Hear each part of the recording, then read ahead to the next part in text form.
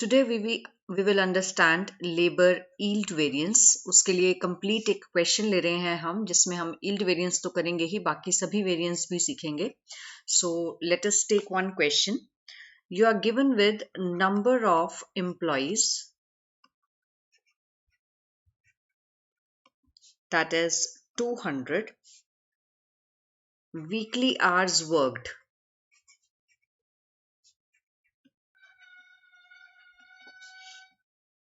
40 hours. Then you are given with standard wage rate,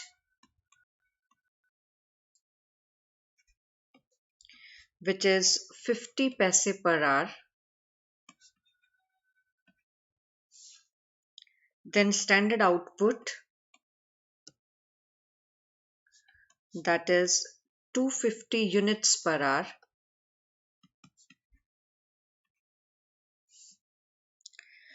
Then you are given with the actual data. ये तो आपको standard दिया हुआ है. Then you are given with actual. और actual में आपको क्या क्या दिया है कि first week of Feb में 4 employees जो थे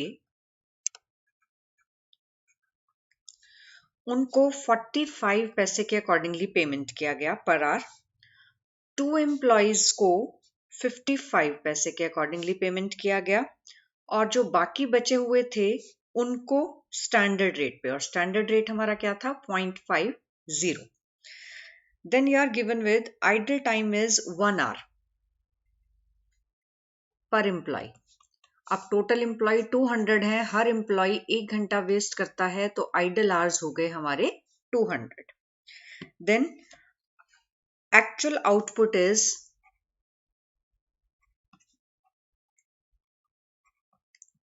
10,250 articles. You have to calculate all the labor variances. तो सबसे पहले हमें स्टेटमेंट बनानी पड़ेगी. स्टेटमेंट बनाने के लिए हम पूरा डाटा लिखेंगे कि हमारा स्टैंडर्ड क्या है और एक्चुअल क्या है. तो आप देखिए हमारे पास जो स्टैंडर्ड टाइम है वो कितना है. 200 एम्प्लॉयज हैं, हर एम्प्लॉय 40 घंटे काम करता है, तो 200 into 40 मेरे पास आ गया 8,000 आवर्स. ठीक है. देन मेरे पास स्टैंडर्ड आउटपुट कितनी है 250 यूनिट्स पर आवर, और एक हफ्ते में 40 घंटे काम होता है, तो 250 into 40 10,000. ठीक है. अब ये स्टैंडर्ड आउटपुट हो गई मेरे पास 10,000 यूनिट्स पर एम्प्लॉय. उसके बाद आपको दिया हुआ है standard rate which is given to you 0.50. Right. अब एक्चुअल की बात करते हैं, तो एक्चुअल टाइम मेरे पास कितना गिवन है. एक्चुअल टाइम मेरे पास है 4 एम्प्लॉय 40 घंटे काम करते हैं, 2 एम्प्लॉय भी 40 घंटे काम करते हैं, और ये तो थे 6, टोटल हैं 200, बचे हुए 194 भी 40 घंटे ही काम करते हैं. तो इनके अलग अलग आवर्स लिखने पड़ेंगे मुझे, क्योंकि रेट अलग अलग है. इसके 160 हो गए, इसके 80 हो गए, और इसके हो गए 7760. तो एक्चुअल टाइम भी मेरा कितना है 8,000 आवर्स, लेकिन मेरे पास आइडल आवर्स हैं इसके अंदर विच इज 200 आवर्स. तो एक्चुअल टाइम जो वर्क हुआ है वो 7,800 आवर्स हुआ है. ठीक है. अब एक्चुअल रेट यहां पर मैं लिख देती हूं. एक्चुअल रेट मेरा इनके लिए है 0.45, इन आवर्स के लिए है 0.55, और इन आवर्स के लिए है 0.50. ठीक है.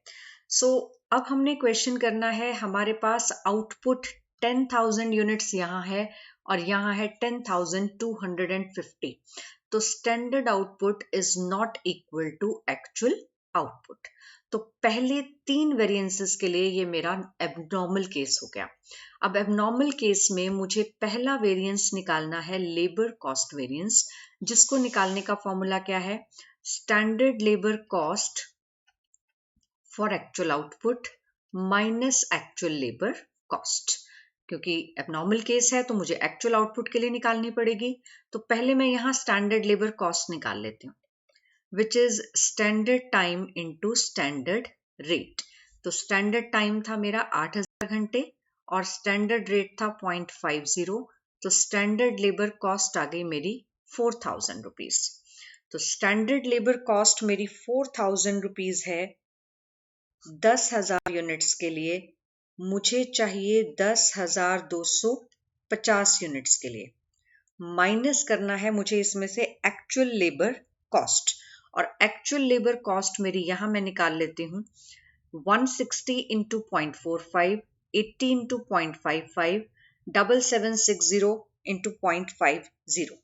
तो ये कितना आ गया मेरे पास? It is 72, it is 44, this is 3880। तो ये मेरे पास आया 3996। तो एक्चुअल लेबर कॉस्ट मेरी कितनी है? 3996। तो लेबर कॉस्ट वेरिएंस मेरा आ गया 104 फेवरेबल। अब नेक्स्ट मुझे निकालना है नंबर 2 पे labour rate variance. Rate variance निकालने का फॉर्मूला क्या रहता है? Standard rate minus actual rate into actual time. तो standard rate minus actual rate into actual time.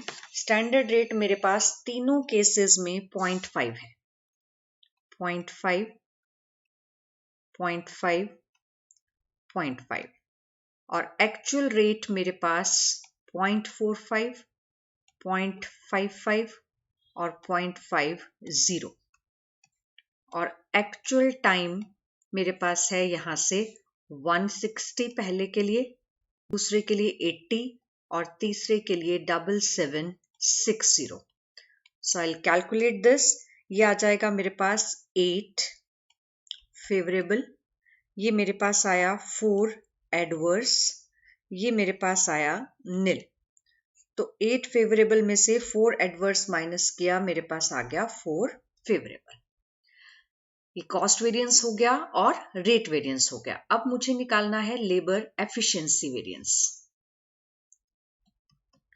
Labour efficiency variance निकालने के लिए मैंने आपको बताया कि मेरे पास स्टैंडर्ड टाइम होता है माइनस एक्चुअल टाइम होता है into standard rate.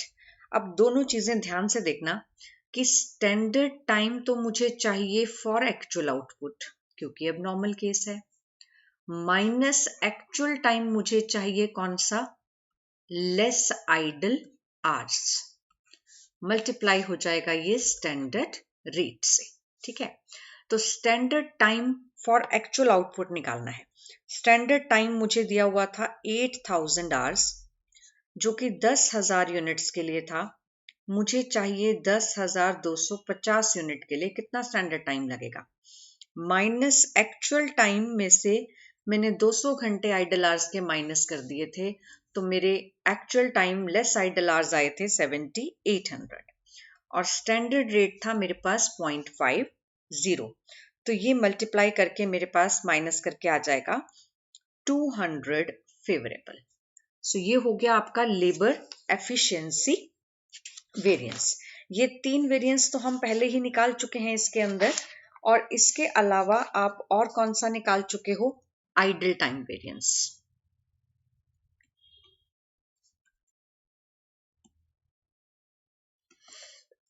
Sorry, idle time variance is idle hours into standard rate. तो आइडल आवर्स थे मेरे पास 200 इनटू स्टैंडर्ड रेट था मेरे पास 0.50, तो मेरे पास ये आ गया 100 adverse. Idle time hours is 100 adverse. Now next हमको निकालना है labour mix variance and labour yield variance. अब लेबर मिक्स वेरिएंस और लेबर यील्ड वेरिएंस के लिए हम क्या चेक करते हैं? हम टाइम चेक करते हैं। तो टाइम हमारा स्टैंडर्ड टाइम था 8000 और एक्चुअल टाइम था 7800। तो ये दोनों भी बराबर नहीं है। जब ये दोनों भी बराबर नहीं है तो ये केस कौन सा हो गया? एबनॉर्मल केस हो गया। अब एबनॉर्मल केस के अंदर मेरे को लेबर मिक्स वेरिएंस और यील्ड वेरिएंस निकालना है। लेबर मिक्स वेरिएंस का फॉर्मूला क्या होता है? Standard cost of standard labour composition minus standard cost of actual labour composition, और इसके साथ हम इसको मल्टीप्लाई और डिवाइड किससे करते हैं, बताया था मैंने आपको, एक्चुअल मिक्स और स्टैंडर्ड मिक्स से। तो यहाँ एक्चुअल मिक्स की जगह एक्चुअल टाइम आएगा और नीचे स्टैंडर्ड मिक्स की जगह स्टैंडर्ड टाइम आएगा। ठीक है, तो अब standard cost of standard labour mix हमने कैलकुलेट की थी, फिर से वापस पीछे देखते हैं।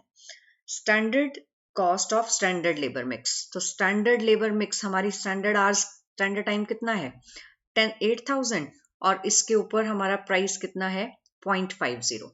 तो मेरे को 8,000 को किससे मल्टीप्लाई करना है 0.50 से, तो ये मेरी स्टैंडर्ड लेबर कॉस्ट आ गई। ठीक है, अब स्टैंडर्ड लेबर कॉस्ट कैसे लिखूंगी मैं यहाँ पर, I will write 4,000 8,000 into 0.50 into actual time कितना था मेरा 7,800 और स्टैंडर्ड टाइम कितना था मेरा 8,000, माइनस करना है मुझे standard cost of actual labour composition. तो एक्चुअल मेरा कितना था 7,800 इंटू स्टैंडर्ड रेट कितना था 0.50। तो ये लेस करने के बाद, ऐड और लेस करने के बाद मेरे पास आ जाएगा निल। तो लेबर मिक्स वेरिएंस मेरा आ रहा है निल। अब इसके बाद मुझे निकालना है लेबर यील्ड वेरिएंस, और लेबर यील्ड वेरिएंस का फॉर्मूला होता है नॉर्मल केस में actual yield minus standard yield into, आपने अभी तक इसको किया नहीं है नॉर्मल केस में भी यहाँ लेबर में, तो नॉर्मल केस में हम क्या करते हैं actual yield minus standard yield into labour rate. यहाँ पर हम स्टैंडर्ड रेट लिखते थे, तो हम इसको लिखेंगे labour cost per unit. Standard rate की जगह हम इसको क्या लिखते हैं standard labour cost per unit, time के हिसाब से नहीं यूनिट के हिसाब से, क्योंकि हम आउटपुट की निकाल रहे हैं। तो एक्चुअल यील्ड, अब क्योंकि ये नॉर्मल केस नहीं है, ये कौन सा है एबनॉर्मल केस है, तो ये क्या चेंज हो जाएगा actual yield minus standard yield for actual hours worked, बिल्कुल जैसे हमने मटेरियल में किया था सिमिलर है। Standard yield for, standard yield कितनी जो कि एक्चुअल आवर्स वर्क्ड में आई into standard labour cost per unit. तो आप देखिए एक्चुअल यील्ड हमारी थी 10,250 माइनस स्टैंडर्ड यील्ड कितनी थी 10,000, ये कितने घंटे के लिए थी 8,000, जबकि एक्चुअल में कितने घंटे काम हुआ 7,800 into standard labour cost per unit. Standard labour cost थी हमारी 4,000, अभी मैंने बताया था स्टैंडर्ड टाइम था हमारा 8,000 और स्टैंडर्ड रेट था हमारा 0.50, तो स्टैंडर्ड कॉस्ट कितनी हो गई 4,000। तो ये 4,000 है हमारे पास, डिवाइडेड बाय स्टैंडर्ड आउटपुट कितनी है 10,000। तो आप देखिए standard labour cost per unit निकालनी है मुझे, तो मेरी स्टैंडर्ड लेबर कॉस्ट 4,000 है, स्टैंडर्ड आउटपुट 10,000 है, तो पर यूनिट की कॉस्ट कैसे निकलेगी 4,000 को 10,000 से डिवाइड करने के बाद। तो 10,250 माइनस 10,000 डिवाइडेड बाय 8,000 इंटू 7,800, ये मेरे पास कैलकुलेट करके आ जाएगा 200 फेवरेबल। हाँ जी, समझ में आ गया होगा आई होप, इसको एक बार रिवाइज कर लीजिएगा।